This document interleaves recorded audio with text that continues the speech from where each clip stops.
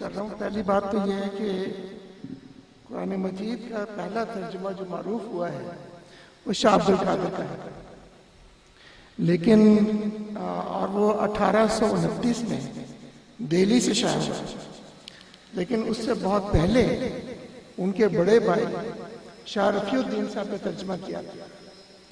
تو ایک سوال پیدا ہوتا ہے کہ بڑے بھائی کا ترجمہ موجود تھا تو پھر شاہ عبد القادر صاحب نے کیوں ترجمہ کیا؟ اس کی وجہ یہ ہے کہ شاہ رفیع الدین صاحب کا ترجمہ جو ان کے بڑے بھائی ہیں شاہ ولی اللہ صاحب کے بیٹے ہیں، ان کا ترجمہ لفظی اور بڑا لغوی ترجمہ تھا، اس کو با محاورہ کیا شاہ عبد القادر صاحب۔ تو زبان اردو زبان بدلتی ہے، ہر 40-50 سال کے بعد بدل رہی ہے، تو ترجموں کی ضرورت محسوس ہوتی ہے۔ جو تراجم پہلے ہیں اگر وہ مشکل ہیں یا ان میں کوئی محاورہ مشکل ہے اور نئے محاورہ آ رہے ہیں تو اس اعتبار سے نئے ترجمے کی ضرورت محسوس ہمیشہ رہے گی۔ اس لحاظ سے میں سمجھتا ہوں کہ ان کی یہ کاوش یہ صرف اس لیے نہیں کہ ثواب کے لیے، بلکہ یہ کہ ترجمہ آسان اور نئے پڑھے لکھے لڑکوں کے لیے یا ان لوگوں کے لیے جن کی اردو بہت اچھی نہیں ہے، بہت گہری نہیں ہے، بہت مفید ہوگا۔ ترجمے کے بارے میں ایک سوال یہ ہوتا ہے کہ وہ اس کی استنادی حیثیت کیا ہے۔ یہ سوال اکثر پیدا ہوتا ہے اور عام طور پر جب بھی ترجمہ کسی کو دیا جاتا ہے تو وہ کہتے ہیں کہ یہ ترجمہ معلوم نہیں کن کا ہے، صحیح ہے، غلط ہے۔ اس معاملے میں عارف الوی صاحب نے یہ اہتمام کیا ہے کہ تمام معروف تراجم جو بڑے علماء کے ہیں اس کو سامنے رکھ کر پھر انہوں نے ترجمہ کیا ہے۔ اور اس میں ایک غلط فہمی یہ ہو جاتی ہے کہ لوگ سمجھتے ہیں کہ ترجمے سے شاید کچھ ترجمے میں شاید کوئی غلطی ہوگی۔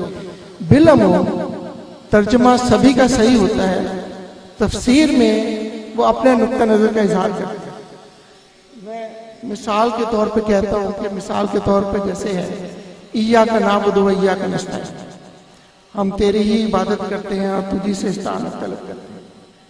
ترجمہ ہر ایک آدمی کا یہی ہوگا، ہر مفسر کا یہی ہے، لیکن تفسیر کرتے ہوئے پھر بعض لوگ استعانت کو یہ کہہ دیتے ہیں کہ استعانت غیر اللہ کی بھی ہو سکتی ہے، وہ بھی اللہ تعالیٰ کے اذن سے ہوتی ہے، اور یہ بھی کہہ دیتے ہیں کہ جو اللہ تعالیٰ کے مقبول بندے ہیں ان کی طرف سے بھی، اور بعض لوگ یہ تفسیر میں یہ کہتے ہیں کہ استعانت صرف اللہ ہی سے ضروری ہے، اسی سے مانگی جانی چاہیے۔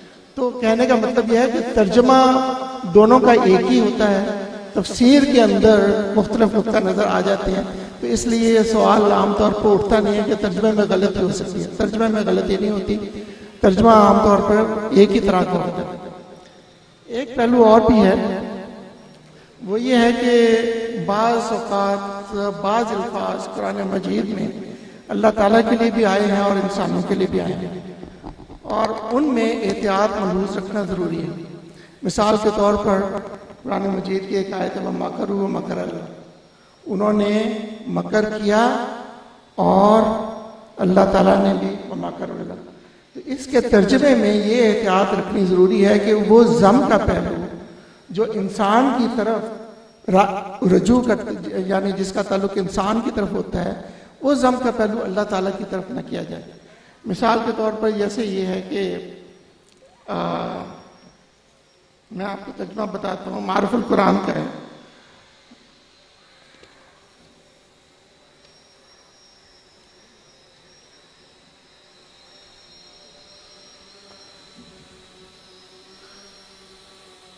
جب وہ یعنی مماکروں وہ دعویٰ کرتے تھے اور اللہ بھی دعویٰ کرتا تھا، یہ ترجمہ جو ہے وہ معرف القرآن کا ہے۔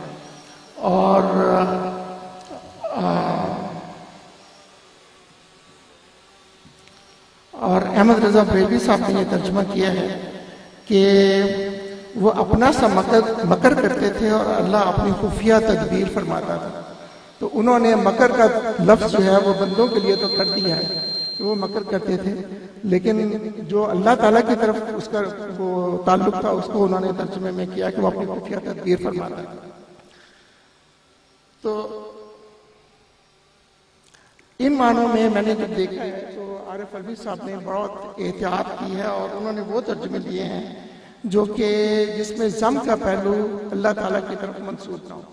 یعنی یہ صرف یہی آیت نہیں ہے، قرآن مجید میں اور بھی اس کے سلسلے میں آیا ہے. اسی طرح سے قرآن مجید کا ایک آیت ہے وَوَجَدَكَ ضَالًّا فَهَدَىٰ، سورۃ طٰہٰ. ضالًّا کا لفظی مطلب تو یہ ہے کہ راستے سے بھٹکا ہوا.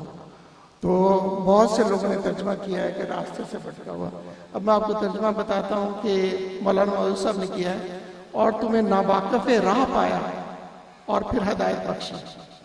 تو یہ نہیں کہا انہوں نے کہ راستے سے بھٹکا ہوا، انہوں نے کہا ناواقف راہ پایا. جونا گھڑی کا ترجمہ ہو تو یہ راہ بھولا پا کر ہدایت کی.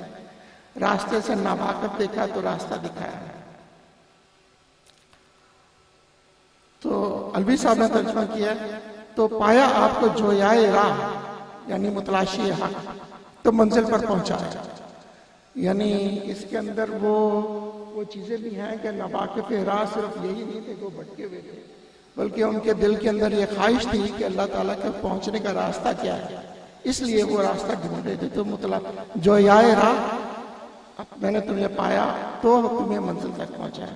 تو اس اعتبار سے میں سمجھتا ہوں کہ یہ ترجمے کے اندر یہ الفاظ کا جو چناؤ ہے اس میں انہوں نے بڑی محنت کی ہے اور وہ الفاظ چنے ہیں جو نبی صلی اللہ علیہ وسلم کی شان کے مطابق بھی ہیں اور اللہ تعالیٰ کی شان کے مطابق بھی ہیں. مختصراً میں آخر میں یہ بات بھی عرض کرنا چاہتا ہوں کہ ادارہ تدبر قرآن و حدیث میں حسان عارف صاحب نے یہ ترجمہ شائع کیا ہے، اور اس کا آغاز آج سے شاید کوئی 2-2.5 سال پہلے اس وقت ہوا تھا جب انہوں نے خالد مسعود صاحب کا ترجمہ قرآن شائع کیا، اور اس سلسلے میں کچھ کنٹریبیوشن اس وقت یہاں موجود نہیں ہے، احسان اللہ وقاص صاحب نے کی اور کچھ اور احباب نے بھی کی. آہستہ آہستہ بڑھتے بڑھتے اب ان کی یہ 8ویں پبلیکیشن ہے جو انہوں نے شائع کی ہے. تو اللہ مزید فضل، اللہ تعالیٰ ان کو برکت ڈالے، ان کے ارادوں میں برکت ڈالے اور مزید ان کو اس طرح کے کارہائے نمایاں انجام دینے کی توفیق دے. شکریہ.